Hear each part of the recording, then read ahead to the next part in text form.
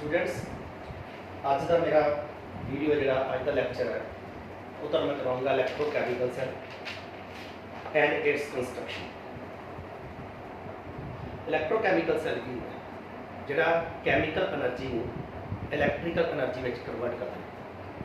मतलब कोई भी कैमिकल वर्क या कैमिकल रिएक्शन करिए उस दौरान इलैक्ट्रिसिटी पैदा होगी, यानी वो सैल जो इलैक्ट्रिसिटी पैदा करता है। वॉचेस या कोई भी तरह की बैटरीज या घर वाले इन्वर्टर के नाल ही जो बैटरी लगे हैं सारे इलैक्ट्रोकैमिकल सैल है, क्योंकि इलैक्ट्रिसिटी पैदा करते हैं। तो वो सैल वो device which convert chemical energy into electrical energy that is called electrochemical cell. आप अज इलैक्ट्रोकैमिकल सैल पूरी कंस्ट्रक्शन बारे गल करांगे, और तुहानूं मैं इस तों पहलां एक चीज़ दस्सण लगा है रिडॉक्स रिएक्शन बारे, क्योंकि वो ये जरूरी है। जो ये समझ गए तुसीं फिर इलैक्ट्रोकैमिकल सैल बारे आपां पढ़ांगे। मतलब इलैक्ट्रोकैमिकल सैल दे विच ना इनडायरैक्ट रिडॉक्स रिएक्शन यूज होती है, वो तुहानूं पता होनी चाहिए की चीज़ है। एक्चुअली रिडॉक्स रिएक्शन की होती है तुसीं प्लस वन दे विच पढ़ चुके हो, जस्ट मैं तुहानूं एक रिमाइंड करा रहा। Red means reduction, ox means oxidation. तो वो कैमिकल रिएक्शंस जिन्हां दे विच रिडक्शन ते ऑक्सीडेशन साइमल्टेनियसली चलन। The chemical reactions in which oxidation and reduction takes place simultaneously. इको रिएक्शन विच ऑक्सीडेशन भी होवे, लॉस ऑफ इलैक्ट्रॉन, ते उसे रिएक्शन विच गेन ऑफ इलैक्ट्रॉन यानी रिडक्शन भी होवे, तां उहनूं कहंदे रिडॉक्स रिएक्शन। वैसे भी ऑक्सीडेशन ते रिडक्शन कंप्लीमेंटरी हुंदे आ। इलैक्ट्रॉन लॉस होने तां ही हुंदे जे गेन करेगी। कंप्लीमेंटरी एक दूजे के पूरक है, एक दूजे तो बगैर नहीं हो सकते, ठीक है। यानी रिडॉक्स रिएक्शन की होती है जिहदे विच ऑक्सीडेशन ते रिडक्शन दोनों साइमल्टेनियसली चलन, that is called redox reaction. ये दो तरह की होती है। It is of two types, direct, indirect. दो तरह की रिडॉक्स रिएक्शन होती है, एक डायरेक्ट एक इनडायरेक्ट। डायरेक्ट की होती है जिहड़ी सिंगल बीकर दे विच होवे, यानी रिडक्शन ते ऑक्सीडेशन इको बीकर दे विच ही चली जाए। फॉर एग्जांपल जिवें आपां एक रिडॉक्स रिएक्शन लैणे आ, zinc plus copper sulphate, it will give zinc sulphate plus copper. हुण तुसीं देखो इह हो की है, इह इको बीकर है। इको बीकर विच असीं जिंक दी रॉड लै ली, जिंक दी रॉड प्लेट कुछ भी लै सकते सॉलिड स्टेट से। जिंक दी रॉड लै ली made up of zinc atoms, ते इहदे विच असीं कॉपर दा सोल्यूशन लै लिया। सोल्यूशन बारे तुहानूं दस ही दित्ता भी सोल्यूशन दे विच जिहड़ा सॉल्ट हुंदा पानी विच घुलिया हुंदा ते जिहड़े सॉल्ट हुंदा सैपरेट होया हुंदा उहदे आयंस पॉजिटिव ते नेगेटिव डिसोशिएट होए हुंदे उहनूं सोल्यूशन कहांगे। यानी कॉपर सल्फेट का सोल्यूशन का मतलब है भी पानी दे विच तुहाडे कॉपर 2 पॉजिटिव आयन ते सल्फेट आयन जिहड़े आ वो लगातार तैरी जा रहे हैं। हाँ जी, तो की होएगा जिंक के एटम इलेक्ट्रॉन लॉस करके जिंक आयन बन जाते हैं। देखो जिंक के एटम रॉड ਲਈ है बनया की है जिंक सल्फेट, तो जिंक सल्फेट का मतलब की सॉल्ट जो कि पानी के विच घुल के जिंक 2 पॉजिटिव आयन अलग होंगे, सल्फेट आयन। यानी तुहाडा जिंक के एटम जिहड़े इलेक्ट्रॉन लॉस करके जिंक आयन बनते इस reaction which.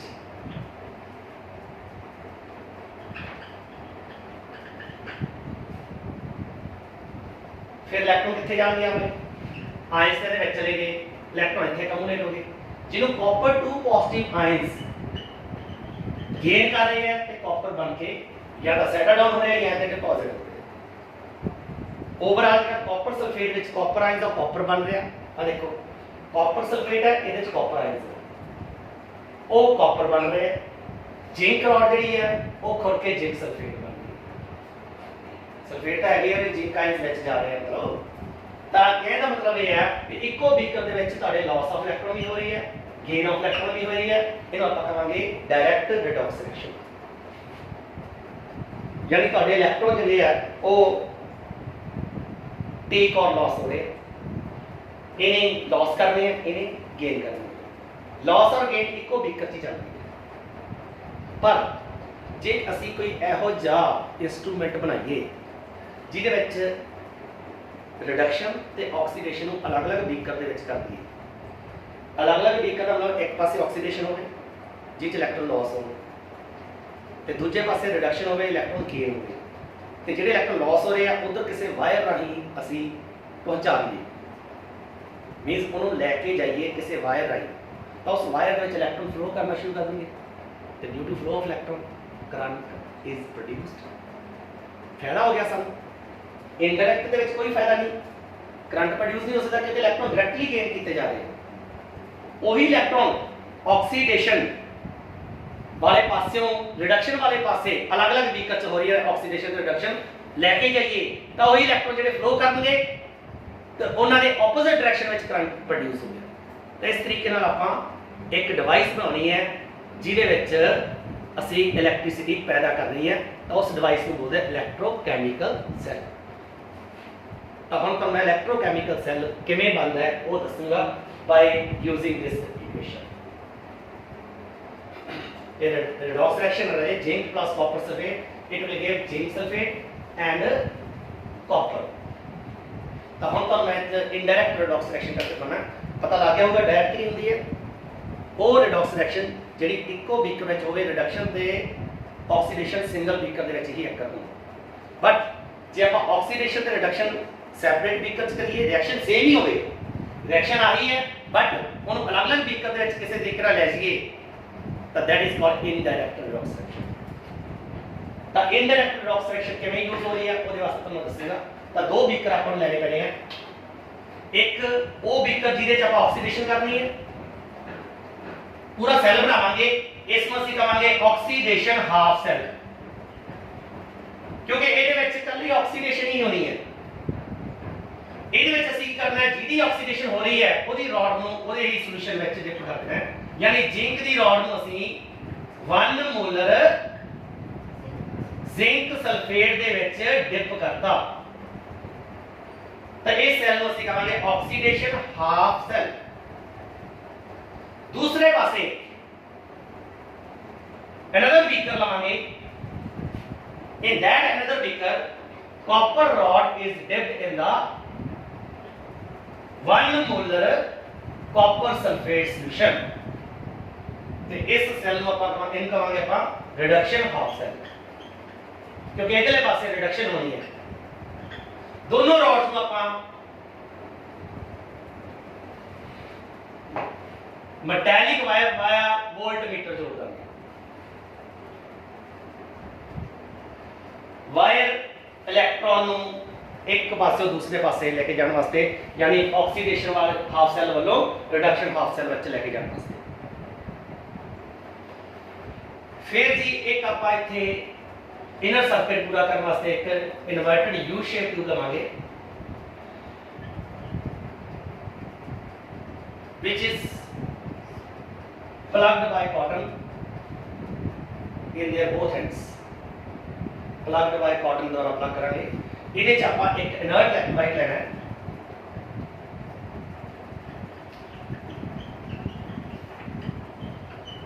Inert electrolyte like KCl, KNO3, K2SO4 etc. Inert का मतलब है ਜਿਹੜਾ ਆਪ ਰਿਐਕਟ ਨਾ ਕਰੇ ਇਹਨੇ ਆਪ ਰਿਐਕਟ नहीं करना लीकेज तो बचाने वास्ते ताकि चोवे ना कॉटन विच दी बाहर ना आ जाए ਇਹਦੇ ਵਿੱਚ ਅਗਰ ਮਿਕਸ ਕੀਤਾ ਜਾਂਦਾ ਹੈ ਜੇ ਅਗਰ ਨਹੀਂ ਹੈ ਤਾਂ ਜੈਲੇਟਿਨ ਮਿਕਸ ਕਰ ਸਕਦੇ ਹੋ ਜਿਹਦੇ ਨਾਲ ਇਹ ਸੈਮੀ ਸੋਲਿਡ ਬਣ ਜਾਏਗਾ ਸੈਮੀ ਸੋਲਿਡ ਬਣ ਜਾਏਗਾ ਜੈਲ टाइप ਜੈਲ ਬਣ ਜਾਏਗਾ ਜੈਲ ਕਰਕੇ ਫਿਰ कॉटन ਦੇ ਵਿੱਚੋਂ ਦੀ ਲੀਕੇਜ ਨਹੀਂ ਹੋਏਗੀ ਪ੍ਰੀਵੈਂਟ ਆਫ ਦ ਲੀਕੇਜ। ਇਹਦਾ ਕੰਮ ਕੀ ਹੈ ਇਹਨੂੰ ਸੌਲਟ ਬ੍ਰਿਜ ਬੋਲਦੇ ਆ that is called salt bridge. ਇਹਦਾ ਕੰਮ ਕੀ ਹੈ एक तो इनर सर्किट पूरा करता है दूसरा ये जो भी चार्ज पैदा होएगा उस चार्ज को न्यूट्रलाइज करता है ताकि सेल चलता रहे। तो ये मैं इलेक्ट्रोकेमिकल सेल कंस्ट्रक्ट किया ਇਹਦੇ ਵਾਸਤੇ मैं redox reaction यूज की है zinc plus copper sulphate it will give zinc sulphate plus copper. Zinc की इतनी ऑक्सीडेशन हो रही है जिंक एटम ਜਿਹੜੇ जिंक आयंस बन गए कॉपर आयंस ਜਿਹੜੇ कॉपर ਦੇ एटम बन गए मतलब एक कंस्ट्रक्ट किया सेल ਇਹਦੇ ਚ इनडायरेक्ट redox reaction मैं यूज की है। इनडायरेक्ट मतलब है कि ਜਿਹੜੀ ਤੁਹਾਡੀ ਆਕਸੀਡੇਸ਼ਨ ਹੈ ਇਸ ਹਾਫ ਸੈਲ ਵਿੱਚ ਹੋਏਗੀ, ਤੁਹਾਡੀ ਰਿਡਕਸ਼ਨ ਜਿਹੜੀ ਇਸ ਹਾਫ ਸੈਲ ਵਿੱਚ ਹੋਏਗੀ। ਜਦੋਂ ਅਸੀਂ ਇਹ ਬਣਾ ਲਿਆ ਆ ਵੋਲਟਮੀਟਰ ਹੈ ਉਹ ਮੈਂ ਵੋਲਟੇਜ ਚੈੱਕ ਕਰਨ ਵਾਸਤੇ ਆ ਪੋਟੈਂਸ਼ੀਅਲ ਡਿਫਰੈਂਸ ਵੀ ਇਹਨਾਂ ਦੋਨਾਂ ਦੇ ਇਲੈਕਟ੍ਰੋਡ ਦੇ ਵਿਚਕਾਰ ਪੋਟੈਂਸ਼ੀਅਲ ਡਿਫਰੈਂਸ ਕੀ ਹੈ। ਵੋਲਟਮੀਟਰ ਉਹਦੇ ਵਾਸਤੇ ਆ ਵੀ ਕਿੰਨਾ ਕਰੰਟ ਪੈਦਾ ਹੋਇਆ, ਜਾਂ ਐਮਮੀਟਰ ਲਾ ਸਕਦੇ ਤੁਸੀਂ ਕਿੰਨਾ ਕਰੰਟ ਪੈਦਾ ਹੋਇਆ, ਗੈਲਵੈਨੋਮੀਟਰ ਲਾ ਸਕਦੇ ਆ ਡਾਇਰੈਕਸ਼ਨ ਆਫ ਦਾ ਕਰੰਟ ਦੇਖਣ ਵਾਸਤੇ, ਵੋਲਟਮੀਟਰ ਯੂਜ਼ ਕਰ ਸਕਦੇ ਹੋ, ਗੈਲਵੈਨੋਮੀਟਰ ਯੂਜ਼ ਕਰ ਸਕਦੇ ਹੋ, ਐਮਮੀਟਰ ਯੂਜ਼ ਕਰ ਸਕਦੇ ਹੋ, ਉਹ ਤੁਹਾਡੀ ਇੱਛਾ ਹੈ। ਉਹਦੇ ਤੇ ਆਪਾਂ ਨੂੰ ਕੋਈ ਮਤਲਬ ਕਿ ਕੋਈ कंपलसरी नहीं है कि तुसी बुक्स ਵਿੱਚ वोल्टमीटर लिखा तो वोल्टमीटर ही लाना है, गैल्वेनोमीटर लिखा तो गैल्वेनोमीटर ही लाना। It is your choice. ਇਹਦੇ ਚ ਜਦੋਂ ਆਪਾਂ ਆਬਜ਼ਰਵ ਕੀਤਾ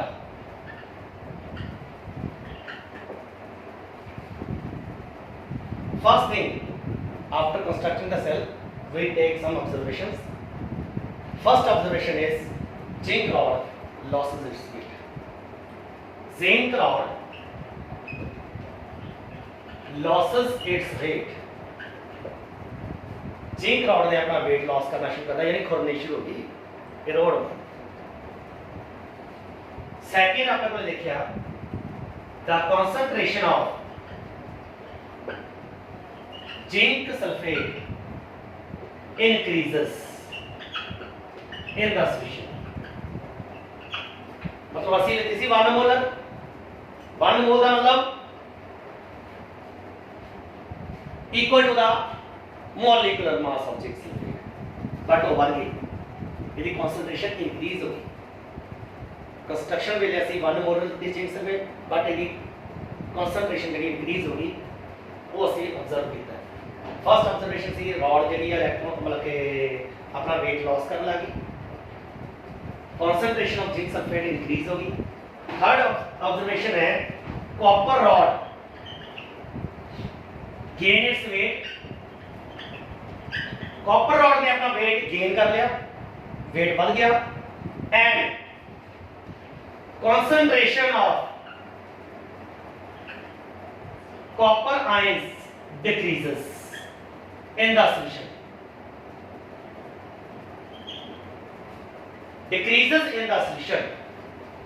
the last final observation ਅਸੀਂ ਨੋਟ ਕੀਤੀ, the current passes from copper rod to zinc rod। the current flowing from copper rod to zinc rod।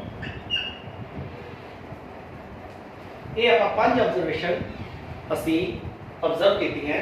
एक ਦਾ जिंक रॉड ने वेट लॉस कर लिया, ਇਹਦੇ ਵਿੱਚ जिंक सल्फेट ਦੀ ਕਨਸੈਂਟ੍ਰੇਸ਼ਨ ਇੰਕਰੀਜ਼ ਹੋ ਗਈ, कॉपर रॉड ने अपना वेट गेन कर लिया, कॉपर सल्फेट ਦੀ कॉपर आयंस ਦੀ ਜਿਹੜੀ डिक्रीज हो गई सॉल्यूशन ਦੇ ਵਿੱਚ, ਤੇ ਕਰੰਟ ਜਿਹੜਾ ਸੀਗਾ ਉਹ ਇਧਰ ਇੱਧਰ ਫਲੋ ਹੋਣਾ ਸ਼ੁਰੂ ਹੋ ਗਿਆ। ਕਰੰਟ ਦੱਸਣ ਵਾਸਤੇ ਗੈਲਵੇਨੋਮੀਟਰ ਲਾ ਸਕਦੇ ਹਾਂ। with the help of galvanometer you can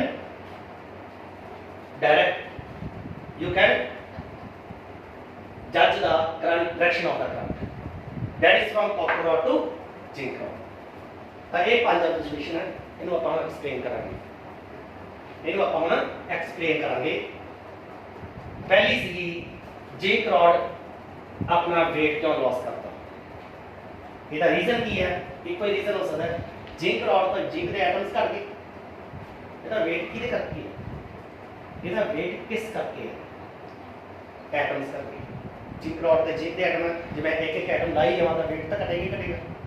वो एटम क्यों घटे, एटम इस तरह तो लै नहीं सकते मैटेलिक बॉन्डिंग तोड़ के, ਆਪਾਂ ਕਿਹੜਾ ਇਹਨੂੰ ਮੈਲਟ ਕੀਤਾ ਜਾਂ ਇਹਨੂੰ ਤੋੜਿਆ, ਇਹਦੇ ਚੋਂ जिंक ਦੇ एटम इलेक्ट्रॉन लॉस करना शुरू करके आयंस बन गए।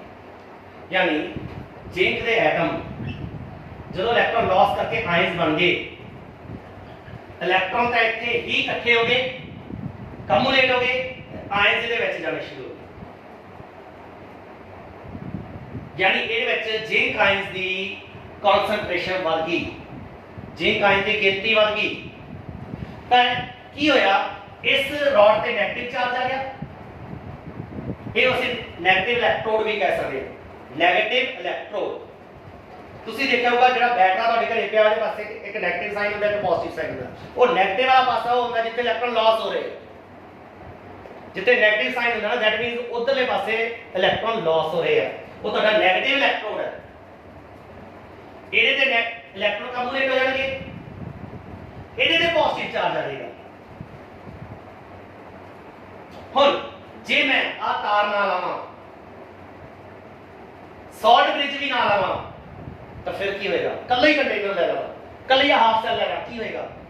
ਜਦੋਂ ਇਹਦੇ ਤੇ ਪੋਜ਼ਿਟਿਵ ਚਾਰਜ ਹੋ ਗਿਆ, रिएक्शन रिवर्सिबल हो जाएगी, क्योंकि पॉजिटिव चार्ज ने आ इलेक्ट्रॉन दोबारा खींचने शुरू कर देने हैं, क्योंकि opposite charge attract each other. ये ते पॉजिटिव चार्ज आ जाएगा, ये पॉजिटिव चार्ज ने इलेक्ट्रॉन दोबारा खींचना शुरू कर देना। जे मैं सेल ना कंस्ट्रक्ट करा कल्ला जिंक को जिंक सल्फेट की बना, तो रिएक्शन की हो जाएगी? रिवर्सिबल। जिंक आयंस वापस इलेक्ट्रॉन गेन करना शुरू कर देंगे, क्योंकि पॉजिटिव चार्ज नेगेटिव चार्ज खींचना शुरू कर देंगे, जेड़ा कि मैं इलेक्ट्रॉन पोटेंशियल में दस्या भी इसी की वजह से करता। फिर की किया जाए? फिर ਅਸੀਂ 60 ब्रिज लाए, ਜਦੋਂ ਇਹਦੇ ਚ जिंक आयंस ਵੱਧ ਗਏ सल्फेट ਦੇ as compare to sulphate ion, zinc ions ਦੀ ਗਿਣਤੀ ਵੱਧ ਗਈ, ਤਾਂ equal amount of sulphate ion, ਜੇ ਆਪਾਂ ਇਹ ਚ ਲਾ ਲਈ ਮੰਨ ਲਓ ਕਾਪਰ ਸਲਫੇਟ ਲੈ ਰਿਹਾ, ਤਾਂ ਸਲਫੇਟ ਆਇਨ ਜਿਹੜੇ ਆ ਉਹ ਇਹਦੇ ਚ ਮਾਈਗ੍ਰੇਟ ਕਰਦੇ, ਜਿੰਨੇ जिंक आयन ਇਹਦੇ ਚ ਆਉਣਗੇ ਉਹਨੇ ਸਲਫੇਟ ਆਇਨ ਇਹਦੇ ਵਿੱਚ ਆਉਣਗੇ ਸੌਲਟ ਬ੍ਰਿਜ ਵਿੱਚ। ਤਾਂ ਸੌਲਟ ਬ੍ਰਿਜ ਨੇ ਕੀ ਕੀਤਾ? ਸੌਲਟ ਬ੍ਰਿਜ ਨੇ ਤੁਹਾਡਾ ਸੋਲੂਸ਼ਨ न्यूट्रलाइज करता, क्योंकि सोल्यूशन लगातार पॉजिटिव चार्ज हो रहा सी ते नाल दी नाल ही वो न्यूट्रल हो रहा। तो सॉल्ट ब्रिज का काम है इलेक्ट्रोलाइट के चार्ज नू न्यूट्रल करना। हुण ये है भी आ इलेक्ट्रॉन इहदे ते इकट्ठे हो गए ना, ये मतलब हुण इलेक्ट्रॉन जो अट्रैक्ट नहीं करूंगा सोल्यूशन वाई, क्योंकि सोल्यूशन ऑलरेडी न्यूट्रल हो चुकी है, सोल्यूशन ਤੁਹਾਡਾ ऑलरेडी न्यूट्रल हो चुका, so it can not attack these electrons. ਹੁਣ दूसरे पासे की हो रहा, इधर पासे गल करिए कॉपर आयंस, ये तो मैं पिछले लेक्चर में दस्या सीगा कि कॉपर आयंस की गेन करने की टेंडेंसी ज़्यादा होंगी है as compare to copper atom to loss the electron. भी कॉपर एटम इलेक्ट्रॉन लॉस ਜਿਹੜੇ ਕਰਨਗੇ ਉਹਦੇ ਨਾਲੋਂ कॉपर आयंस ਦੇ इलेक्ट्रॉन गेन करने की टेंडेंसी ज़्यादा। कंपेयर करना की है कॉपर रॉड ਤੇ कॉपर आयंस, ਇਹਨਾਂ 'ਚ कंपटीशन है। फिर की होगा? कॉपर आयंस जो कि ਇਹਦੇ ਵਿੱਚ ਹੈ ਉਹ ਇਲੈਕਟ੍ਰੋਨ ਗੇਨ ਕਰਨਗੇ, ਕਾਪਰ ਐਟਮ ਬਣ ਕੇ ਇੱਥੇ ਡਿਪੋਜ਼ਿਟ ਹੋ ਜਾਊਗਾ। ਰਿਐਕਸ਼ਨ ਸਟਾਰਟ ਹੋ ਗਈ, ਉਹਨੇ ਕਿੱਥੋਂ ਲਿੱਤੇ ਇਲੈਕਟ੍ਰੋਨ? ਰੋਡ ਤੋਂ। तो जो कोई रॉड इलेक्ट्रॉन देगी, जो कोई रॉड इलेक्ट्रॉन लॉस करेगी वो इलेक्ट्रॉन डेफिशिएंट तो होगी। तो इस करके ਇਹਦੇ ਤੇ ਇਲੈਕਟ੍ਰੋਨ ਡੈਫੀਸ਼ੀਐਂਸੀ ਹੈ, ਇਹਨੂੰ ਅਸੀਂ ਪੋਜ਼ਿਟਿਵ ਇਲੈਕਟ੍ਰੋਨ ਕਹਾਂਗੇ, क्योंकि डेफिशिएंसी है ना इलेक्ट्रॉन लॉस करे तो पॉजिटिव चार्ज आ गया। ਹੁਣ ਇਹ ਆਪਣਾ ਪੋਜ਼ਿਟਿਵ, ਅੱਛਾ ਜਦੋਂ ਕਾਪਰ ਆਇਨਸ ਨੇ ਇਲੈਕਟ੍ਰੋਨ ਗੇਨ ਕੀਤੇ ਤਾਂ ਇਹ ਕਾਪਰ ਦੇ ਐਟਮ ਬਣ ਗਏ, ਤਾਂ ਇਹਦੇ ਵਿੱਚ ਸੋਲੂਸ਼ਨ ਦੇ ਵਿੱਚ ਕਿਹੜਾ ਚਾਰਜ ਆਇਆ? ਪਹਿਲਾਂ ਨਿਊਟਰਲ ਸੀ, ਕਾਪਰ ਆਇਨਸ ਨੇ ਤੇ ਸਲਫੇਟ ਆਇਨ ਇੱਕ ਦੂਜੇ ਨੂੰ ਨਿਊਟਰਲਾਈਜ਼ ਕੀਤਾ ਸੀ, ਬਟ ਕਾਪਰ ਆਇਨਸ ਤਾਂ ਘਟਨੇ ਸ਼ੁਰੂ ਹੋ ਗਏ। ਕਾਪਰ ਆਇਨਸ ਤਾਂ ਕਾਪਰ ਬਣ ਕੇ ਨਾ ਇਲੈਕਟ੍ਰੋਨ ਗੇਨ ਕਰਕੇ ਆ ਦੇਖੋ, copper ions after gaining two electron become copper atoms, ਤੇ ਕਾਪਰ ਐਟਮ ਵਿੱਚ ਡਿਪੋਜ਼ਿਟ ਹੋ ਗਏ ਤਾਂ ਸਲਫੇਟ ਬਣ ਗਏ ਨਾ, ਤਾਂ ਉਹਨੂੰ ਬੈਲੈਂਸ ਕਰਨ ਵਾਸਤੇ ਜਾਂ ਤਾਂ ਸਲਫੇਟ ਆਇਨ ਇਹਦੇ ਵਿੱਚ ਚਲੇ ਜਾਣਗੇ ਜਾਂ ਇਹਦੇ ਚੋਂ ਪੋਜ਼ਿਟਿਵ ਚਾਰਜ ਆਇਨ ਇਹਦੇ ਵਿੱਚ ਆ ਜਾਣਗੇ। ओवरऑल ਇਹਦੇ ਵਿੱਚ ਕਾਪਰ ਆਇਨਸ ਦੀ ਗਿਣਤੀ ਡਿਕਰੀਜ਼ ਕਰ ਜਾਏਗੀ, ਤੇ ਜਦੋਂ ਐਟਮ ਇੱਥੇ ਡਿਪੋਜ਼ਿਟ ਹੋ ਗਏ ਤਾਂ ਰੋਡ ਦਾ weight ਵੱਧ ਗਿਆ, ਉਧਰੋਂ ਇਹਦੇ ਚੋਂ ਐਟਮ ਜਿਹੜੇ ਆਇਨਸ ਬਣ ਕੇ ਵਿੱਚ ਚਲੇ ਗਏ, ਇਸ ਰੋਡ ਦਾ weight ਲਾਸ ਹੋ ਗਿਆ। ਤਾਂ ਅਸੀਂ ਕੀ ਅਬਜ਼ਰਵ ਕੀਤਾ? जिंक रॉड ने weight लॉस किया सी, क्यों लॉस किया सी? क्योंकि ਉਹਦੇ ਐਟਮ ਜਿਹੜੇ ਆਇਨਸ ਬਣ ਕੇ ਵਿੱਚ ਚਲੇ ਗਏ, ਤਾਂ ਰੋਡ ਦੇ ਤੋਂ ਐਟਮਸ ਘਟ ਗਏ ਤਾਂ ਇਹ ਆਪਣਾ weight लॉस ਕਰ ਲਿਆ। ਫਿਰ ਜਦੋਂ जिंक ਆਇਨ ਇੱਧਰ ਆਏ, ਸਲਫੇਟ ਇੱਧਰ ਆ ਗਏ ਨਾਲ ਹੀ, ਤਾਂ जिंक ਸਲਫੇਟ ਦੀ ਕਨਸੈਂਟ੍ਰੇਸ਼ਨ ਸੋਲੂਸ਼ਨ 'ਚ ਇਨਕਰੀਜ਼ ਕਰ ਗਈ। ਸੈਕੰਡ ਆਬਜ਼ਰਵੇਸ਼ਨ ਵੀ ਸਾਡੀ ਕਲੀਅਰ ਹੋ ਗਈ, ਐਕਸਪਲੇਨ ਹੋ ਚੁੱਕੀ ਹੈ ਵੀ जिंक ਸਲਫੇਟ ਕਿਉਂ ਵਧੇ, ਕਿਉਂਕਿ जिंक ਆਇਨ ਇਹਦੇ ਵਿੱਚੋਂ ਆ ਗਏ, ਸਲਫੇਟ ਆਇਨ ਇਹਦੇ ਚੋਂ ਆ ਗਏ। ਕਾਪਰ ਰੋਡ ਦਾ weight ਕਿਉਂ ਗੇਨ ਹੋਇਆ? क्योंकि कॉपर के आयंस ने इलेक्ट्रॉन गेन करके कॉपर एटम्स बन के इधर डिपॉजिट होना शुरू करता, फिर कॉपर आयंस की गिनती की होगी? डिक्रीज कर गई। हुण जदों इहते पॉजिटिव चार्ज आ गया, हुण ध्यान नाल सुनियो, जदों अपने कोले कॉपर 2 पॉजिटिव आयन ने इहदे तो इलेक्ट्रॉन गेन कीते, इहदे ते इलेक्ट्रॉन डेफिशिएंसी आ गई, तो उस डेफिशिएंसी ਨੂੰ पूरा करने वास्ते इहदे तो इलेक्ट्रॉन खिंच नहीं सकते क्योंकि न्यूट्रल हो चुके हैं। ये तो ऑलरेडी न्यूट्रल हो चुके हैं ना, ਨਾਲ ਦੀ ਨਾਲ ਸੌਲਟ ਬ੍ਰਿਜ ਨੂੰ ਨਿਊਟਰਲ ਕਰ ਰਹੀ ਹੈ, ਤੇ ਜੇ ਨਿਊਟਰਲ ਤੋਂ ਇਲੈਕਟ੍ਰੋਨ ਥੋੜਾ ਖਿੱਚੂਗਾ ਪੋਜ਼ਿਟਿਵ ਚਾਰਜ, ਤਾਂ ਫਿਰ ਉਹ ਇਧਰਲੇ ਪਾਸੇ ਜੋ ਕਿ ਤਾਰ ਨਾਲ ਜੁੜੇ ਹੋਏ ਆ, ਆਹ ਵਾਲੇ ਇਲੈਕਟ੍ਰੋਨ ਜਿਹੜੇ ਤੇ ਕਮੂਲੇਟ ਹੋਏ ਸੀ ਉਹਨੇ ਡਾਇਰੈਕਟ ਖਿੱਚਣੇ ਸ਼ੁਰੂ ਕਰਤੇ। ਇਹ ਇਲੈਕਟ੍ਰੋਨ ਫਲੋ ਕਰਨਗੇ ਵਾਇਰ ਦੇ ਵਿੱਚੋਂ, ਤਾਂ ਯਾਨੀ ਫਲੋ ਆਫ ਇਲੈਕਟ੍ਰੋਨ ਤੁਹਾਡਾ ਜ਼ਿੰਕ ਰੋਡ ਤੋਂ ਕਾਪਰ ਰੋਡ ਵੱਲ ਨੂੰ ਸ਼ੁਰੂ ਹੋ ਗਿਆ।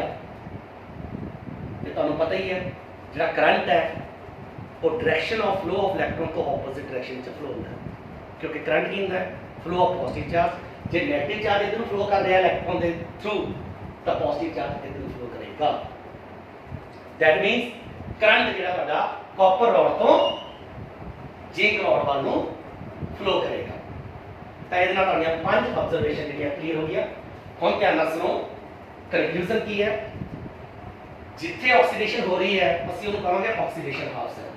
ਇਹ ਸਾਰੀਆਂ ਚੀਜ਼ਾਂ ਆਏ ਤੁਸੀਂ ਨੋਟ ਕਰਨੀ ਹੈ, ਸਾਰੇ ਸਟੂਡੈਂਟਸ ਨੇ ਇਹ ਚੀਜ਼ਾਂ ਨੋਟ ਕਰਨੀਆਂ। ਪਹਿਲਾਂ ਕੰਸਟਰਕਸ਼ਨ, ਫਿਰ ਆਬਜ਼ਰਵੇਸ਼ਨ, ਫਿਰ ਉਹਨੂੰ ਐਕਸਪਲੇਨ ਕਰਨਾ ਹੈ। ਐਕਸਪਲੇਨ ਕਰਨ ਤੋਂ ਬਾਅਦ ਆਪਾਂ ਕਨਕਲੂਜਨ ਕਰਨਾ ਹੈ। ਕਨਕਲੂਜਨ ਵਿੱਚ ਕੀ ਹੈ ਵੀ ਜਿੱਧਰੇ ਪਾਸੇ ਆਕਸੀਡੇਸ਼ਨ ਹੋ ਰਹੀ ਹੈ ਉਹਨੂੰ ਅਸੀਂ ਕਹਾਂਗੇ ਨੈਗੇਟਿਵ ਇਲੈਕਟ੍ਰੋਡ ਤੇ ਉਹਨੂੰ ਕਹਿੰਦੇ ਐਨੋਡ। ਤਾਂ ਇਸ ਰਿਐਕਸ਼ਨ ਵਿੱਚ ਜ਼ਿੰਕ ਜਿਹੜਾ ਤੁਹਾਡਾ ਐਨੋਡ ਹੈ। ਤਾਂ ਯਾਦ ਰੱਖਿਓ ਐਨੋਡ ਤੇ ਹਮੇਸ਼ਾ ਆਕਸੀਡੇਸ਼ਨ ਹੀ ਹੁੰਦੀ ਹੈ ਤੇ ਇਲੈਕਟ੍ਰੋਨ ਲਾਸ ਹੁੰਦੇ ਨੇ। ਇਹ ਕਨਕਲੂਜਨ ਹੈ। ਕੈਥੋਡ ਤੇ ਰਿਡਕਸ਼ਨ ਹੁੰਦੀ ਹੈ, ਮਤਲਬ ਜਿਹੜਾ ਪੋਜ਼ਿਟਿਵ ਇਲੈਕਟ੍ਰੋਡ ਹੈ ਇਹਨੂੰ ਅਸੀਂ ਕਹਾਂਗੇ ਕੈਥੋਡ, ਤੇ ਕੈਥੋਡ ਤੇ ਹਮੇਸ਼ਾ ਹੀ ਰਿਡਕਸ਼ਨ ਹੁੰਦੀ ਹੈ gain of electron. Clear. Electron ਜਿਹੜੇ ਆ ਹਮੇਸ਼ਾ ਐਨੋਡ ਤੋਂ ਕੈਥੋਡ ਵੱਲ ਨੂੰ ਫਲੋ ਕਰਦੇ ਆ, ਜੋ ਕਿ ਆਪਾਂ ਪਹਿਲਾਂ ਹੀ ਪ੍ਰੂਵ ਕੀਤਾ ਵੀ ਇਲੈਕਟ੍ਰੋਨ ਜਿਹੜੇ ਆ ਇੱਥੇ ਇਕੱਠੇ ਹੋਏ, ਇਹਨੇ ਖਿੱਚ ਲਏ, ਇੱਧਰ ਨੂੰ ਮਾਈਗ੍ਰੇਟ ਕਰ ਗਏ, ਉਧਰਲੇ ਪਾਸੇ ਨੂੰ ਚਲੇ ਗਏ, ਫਲੋ ਕਰਦੇ ਇਲੈਕਟ੍ਰੋਨਸ। ਤਾਂ ਇਲੈਕਟ੍ਰੋਨ ਇੱਧਰ ਫਲੋ ਕਰਦੇ ਆ, ਇਸ ਤਰ੍ਹਾਂ ਕਰੰਟ ਤੁਹਾਡਾ ਇਧਰਲੇ ਪਾਸੇ ਫਲੋ ਕੀਤਾ। ਅਸੀਂ ਯਾਦ ਕਰਨਾ ਹੈ ਵੀ ਕਰੰਟ ਹਮੇਸ਼ਾ ਕੈਥੋਡ ਤੋਂ ਐਨੋਡ ਵੱਲ ਨੂੰ ਹੀ ਫਲੋ ਕਰਦਾ, ਯਾਨੀ ਪੋਜ਼ਿਟਿਵ ਇਲੈਕਟ੍ਰੋਡ ਤੋਂ ਨੈਗੇਟਿਵ ਇਲੈਕਟ੍ਰੋਡ ਵੱਲ ਨੂੰ ਕਰੰਟ ਹੁੰਦਾ, ਨੈਗੇਟਿਵ ਤੋਂ ਪੋਜ਼ਿਟਿਵ ਵੱਲ ਨੂੰ ਇਲੈਕਟ੍ਰੋਨ ਦਾ ਫਲੋ ਹੁੰਦਾ। ਇਹਨੂੰ ਧਿਆਨ ਨਾਲ ਯਾਦ ਕਰਿਓ, ਕਨਫਿਊਜ਼ ਨਾ ਹੋਇਓ। ਇਹ ਤੁਹਾਡੀ ਕੰਸਟਰਕਸ਼ਨ ਆਫ ਸੈਲ ਸੀਗੀ, ਇਹਦੇ ਬਾਰੇ ਆਪਾਂ ਡਿਟੇਲ ਚ ਕਰ ਲਿਆ। ਹੋਰ ਕੋਈ ਡਾਊਟ ਮਨ ਚ ਹੋਇਆ ਤਾਂ ਮੇਰੇ ਨਾਲ ਕੰਟੈਕਟ ਕਰੋ। Thank you very much.